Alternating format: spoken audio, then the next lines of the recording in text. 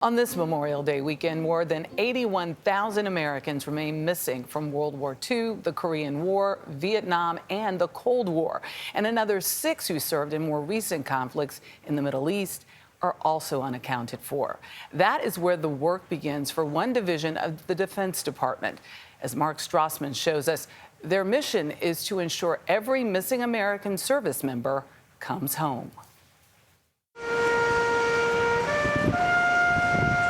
America keeps faith with its unknowns.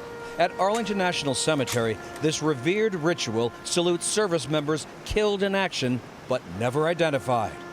Known but to God. We won't leave you behind. Doesn't matter if it's been 80 years or yesterday, we make that promise to you. Carrie Brown's a forensic anthropologist with the DPAA, the Defense POW MIA accounting agency. At this lab near Omaha and another on Oahu, scientists try to solve puzzles, identifying hundreds of remains, each a nameless service member killed in combat. Each forensic case typically takes years.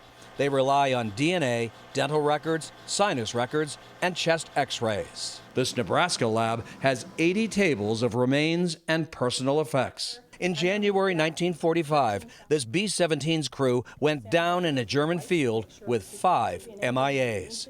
One died wearing this wedding ring. The poignant moments is when you're looking at items that a person had on them when they died. When this life-changing event occurred, life-changing for him, for his entire family, for generations to come. Judy Wade's family knows all about generational grief. My granddaddy just never would let that go. He never would let go of the fact that his baby had gone off to war and died and didn't come home. Army Corporal Luther Story, her uncle, killed in Korea on September 1st, 1950. Story's backstory, a true war hero.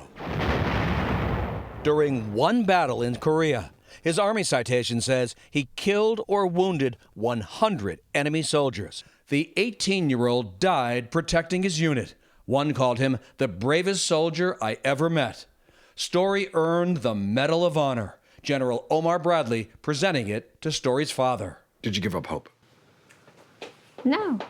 But for decades, Story's remains went unidentified, like hundreds of sailors killed aboard the USS Oklahoma when it capsized during the attack on Pearl Harbor.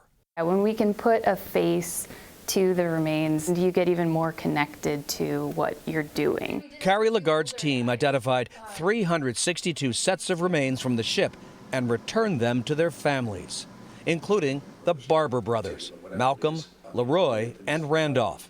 Their mother received this photo taken aboard ship weeks after they were killed. It's hard not to be emotional about what happened to them and, and what they went through and what their families went through. These sailors, killed on the day that began World War II for the U.S., identified in the same building where 1940s workers built the Enola Gay, the bomber that ended the war. Since 2015, the DPAA has identified nearly 1,200 soldiers, sailors, airmen, and Marines, remains returned from 45 countries. And Judy Wade, after 73 years, the family finally got word last month. Luther's Story has been identified. You must have been blown away. I was. It was like every brain cell I had went like that. It exploded in my head. Did your heart skip a beat?